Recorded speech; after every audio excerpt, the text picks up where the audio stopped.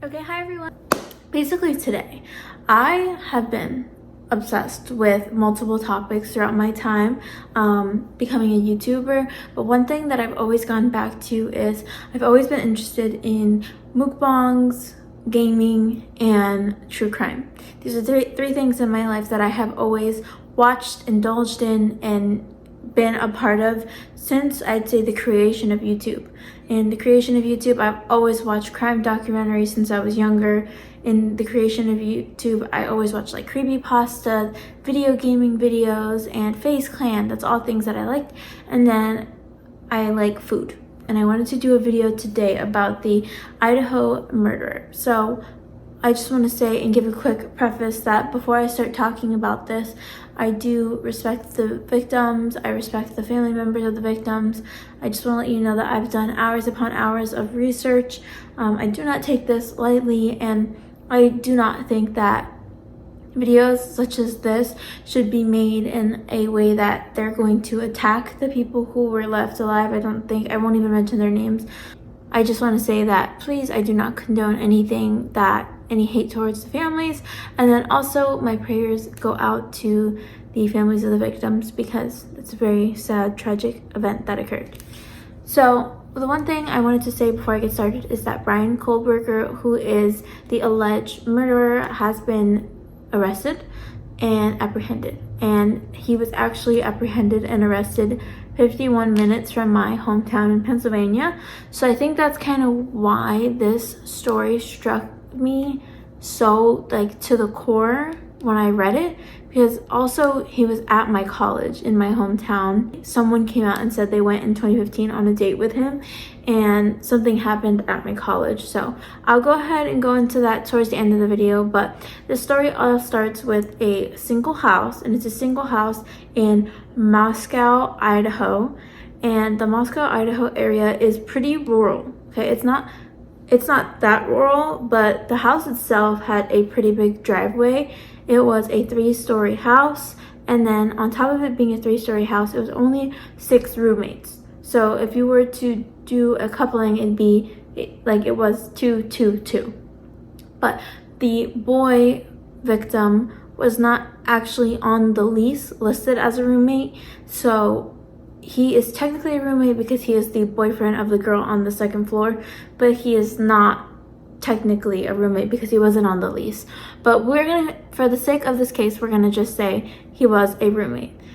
So this is like literally rampant, like it's all over TikTok. The story is absolutely everywhere and we all see it. So I just want to let you know that I did my research by reading the affidavit, reading multiple stories in the news, and then also as I read the affidavit, I also looked things up about Bryan. So there's a few things that people say that he has, like diseases that aren't necessarily confirmed, but he has self-stated either on his social media or on these forums that he talked on. Like he talked a lot on Reddit and places like that. So when we made like these accounts were probably like on his phone, on his computer, and we may see the things that he says, but it doesn't mean he always has it. Like if he says, oh, I have OCD, like we don't necessarily know that he does until they were to look at his medical records. But yeah, these are just things that he's kind of said. So information that I have from him is either from previous accounts or from what he has said on his social media or on forums like that. So the address that this happened at was 1112 King Road in Moscow, Idaho. And people are really saying that they think that the door was unlocked, but we don't know for sure certain. Like we can't really tell if the door was unlocked. It's not like they had a ring lock where they can tell in an app that it wasn't locked that night.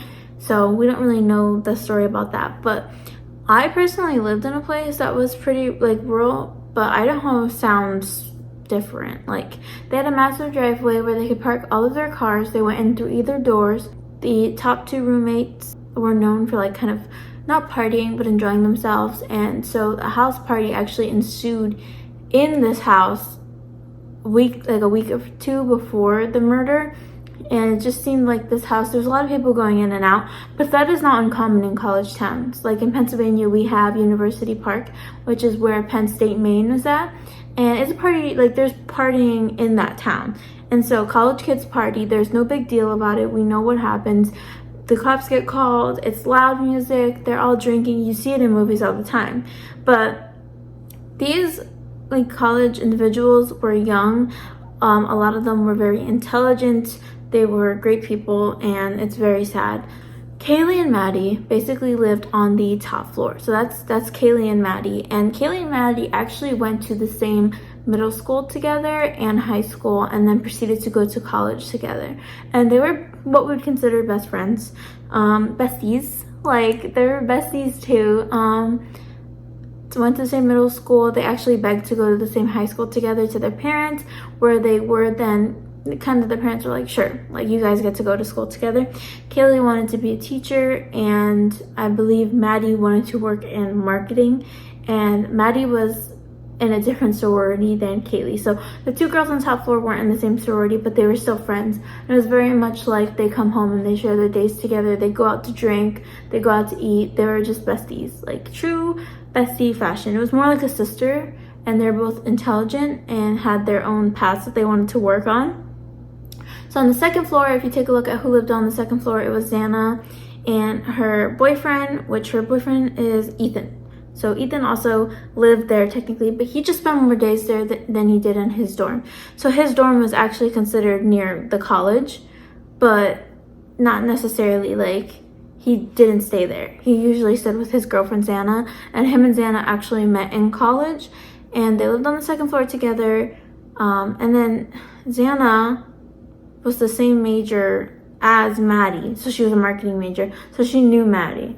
They don't know how they became roommates, Xana and Maddie and all of them, but they know that Xana kind of just appeared. So maybe it was through Maddie that they became friends, because they did say that everyone in the house was pretty good friends and they all kind of got along. We're just briefly going over this because I know a lot of other videos touch on this in depth. I want to go like straight directly to Bryan and talk a little bit about him. So this literally threw an internet into the frenzy of two remaining survivors, and I don't necessarily think that we should like have any play in any cases like this, or have any, I know public assistance can solve cases all the time and it happens, but I don't necessarily think that they should attack these individuals online, nor do I condone it. That's not right. Where do they live? So everyone I said lives in Moscow, Idaho. I keep wanting to say Russia. Like, my mind is just going, Moscow, Russia.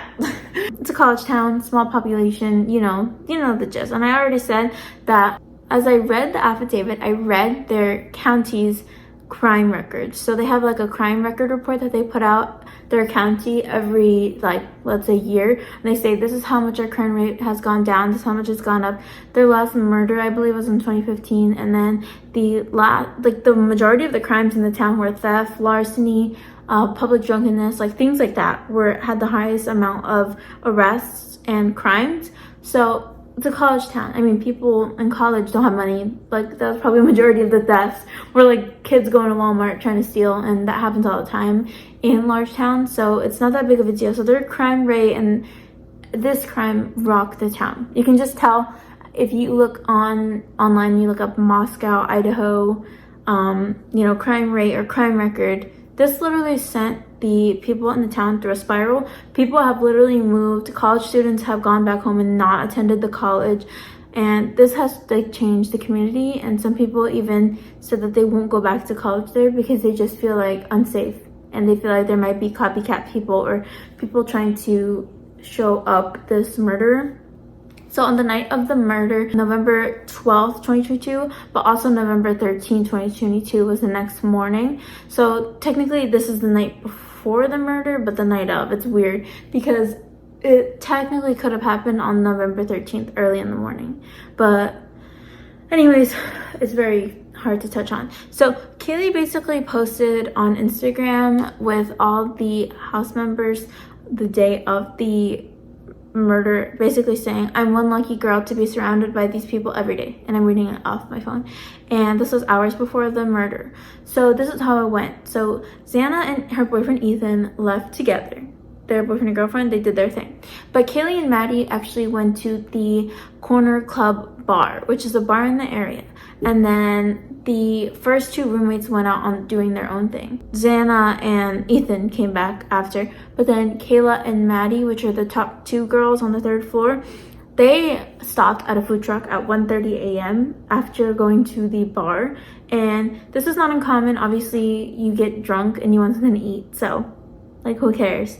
But the truck has CCTV footage, and the CCTV footage was reviewed, and it was all over the internet. Literally everyone looked at this footage, and they like said, like, I just wonder who this guy is in the footage, and you can see him. So people were actually calling this dude food truck guy, or hoodie dude, or unknown man, mystery man.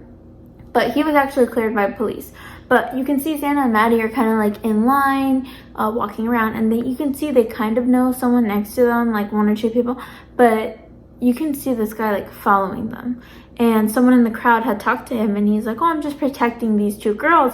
But the person in the crowd found it funny because they're like, he's never even talked to them this whole time. Like, he wasn't talking to them, he wasn't next to them. It just didn't feel like he was with them. And so you can see in the footage that an SUV pulls up, picks up Maddie and Kaylee together. And so the person in the crowd had told the hoodie dude, basically like, this van just picked up your friends. Like, look, it's picking up. And he was like, what the F, guys? Like, he was so mad. And you can see him storming away. And it seemed like he just maybe wanted to flirt with them. So he got cleared by the police and that he had an alibi.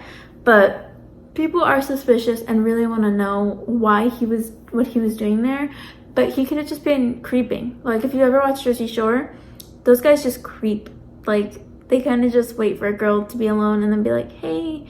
So also, people have said that they review the footage, and you can hear it's either Kaylee or Maddie saying ew, looking at him. I don't know, I didn't really hear that, but people are saying they heard it. But Kaylee and Maddie basically got home at 1:55 a.m. or around there is what I should say. They got home around 1:55 a.m. The morning of November 13, 2022, Kaylee's phone was actually active at 2:26 a.m. where she then called her ex-boyfriend 6 times. So after all these calls, Maddie called Kaylee's ex-boyfriend 3 more times. So that's 9 calls to Kaylee's ex-boyfriend, which is like, why are you calling your ex-boyfriend 9 times? But then also he didn't answer, and he was cleared because he said he was sleeping, and his family kind of said, yeah, like everyone. But people were attacking the ex-boyfriend saying, oh, he did it. But you don't necessarily know that. He was sleeping. So nobody knows. Honestly, she could have just called him because she was in shock. That boyfriend was cleared. But one thing that they said is that a bunch of the individuals within the house were cleared, and the 2 people on the bottom floor were cleared by police because they did check their phone usage and their phone kind of information and saw what they were kind of doing. There was a call from inside the house that was made to 911. This call is not released, and they did not mention the person who made the call. But the only 2 people to be alive were the first floor roommates, the 2 people who came home. So the police say that other individuals made this call, and from what people believe is actually the neighbor next door. And in the affidavit, they mentioned that one of the neighbors actually called because they heard loud thuds and they heard a lot of noise happening. They heard dog barking, all of it. Xana, Ethan, Maddie, and Kaylee were all victims of this. They were stabbed to death with a knife, and the time of death is approximately 3 a.m. to 5 a.m. Now, the murder weapon in the affidavit can be seen as a knife sheath. That was actually, it's like a bigger knife. A lot of people call it a military style knife. Was sitting next to the bed on the crime scene, and that's actually how they found Bryan's DNA. So his DNA is not in the system, but they did end up matching the DNA on the knife to him. And the murderer can be said to have left the home between 4 a.m. and 5 a.m. And the one thing that we can see is that one of the individuals who was remaining woke up, heard someone say there's someone in the house, then heard someone else say it's all gonna be okay, opened the door, and from what they can see, well, during that time, they thought that it was just the one girl on the floor playing with her dog, because you can hear the dog and you can hear a lot of noise. So maybe that's what. Also, you don't know if these girls had some drinks. Like, you don't know.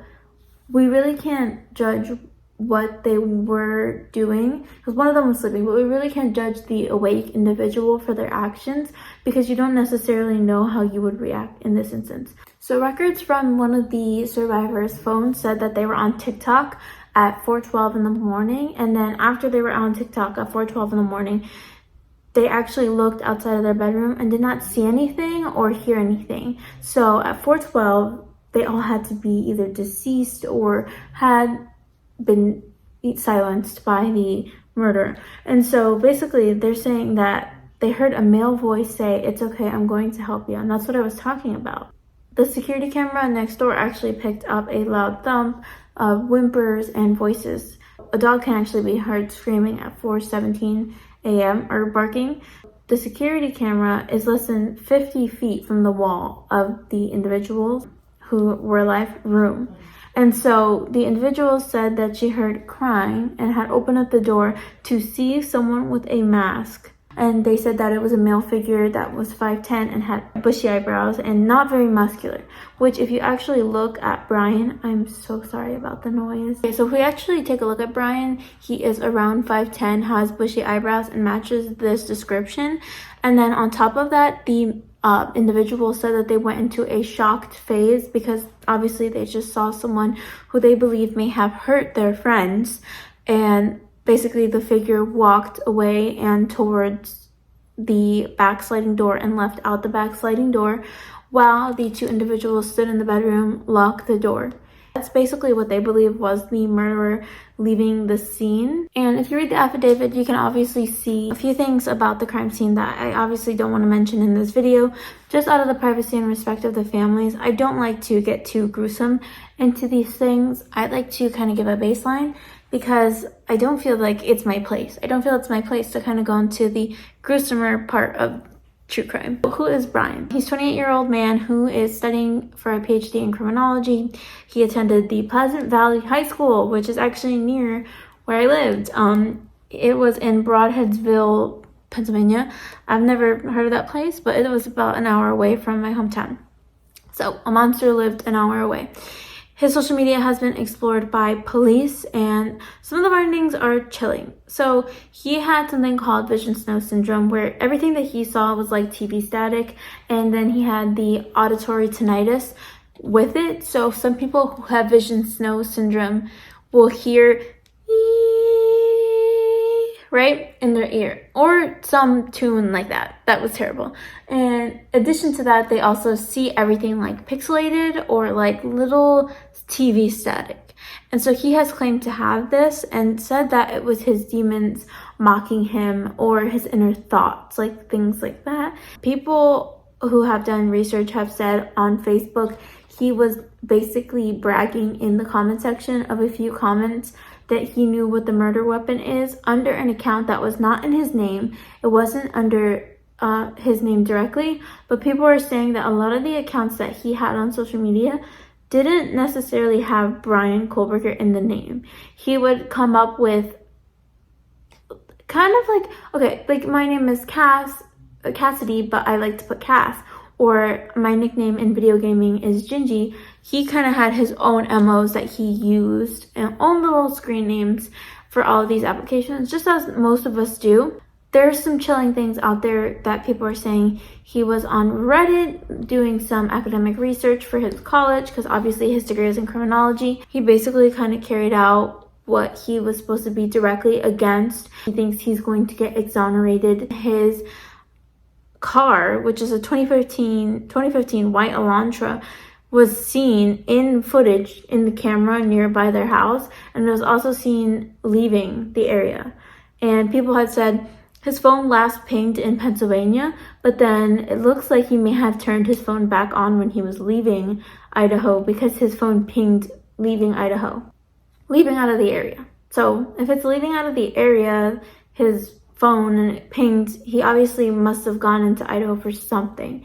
But the one thing that I want to talk about before I end off this video, this is my first crime video, so let me know if you guys have any tips or any ideas on how I can make it better for you guys. But Hiiii Willette, which was a former student at Penn State, Hazleton, she actually said she went on a date in 2015 with Bryan after matching up with him on Tinder. And she said that at first he was really sweet and really nice, so she agreed to go on a date with him. But then throughout the date, he was just being kind of weird, and he insisted on walking her up to her dorm room after he drove her home. So he drove her to her dorm room at the college and insisted on coming inside to watch a movie with her. And then once she let him in, because she was afraid. She said like she didn't really want to tell him no because he was so persistent. I'm sure a lot of girls can agree with that feeling. Like when someone is super persistent, you don't want to anger them. So she was just like, sure, like what can it hurt if I just let you stay inside my dorm room, you know? And she said that he kept tickling her, which is so weird. And then she said that he would get serious and say, I'm not tickling you. It's like, what kind of gaslighting? Like maybe he was just trying to touch her and she perceived it as tickling and he's awkward.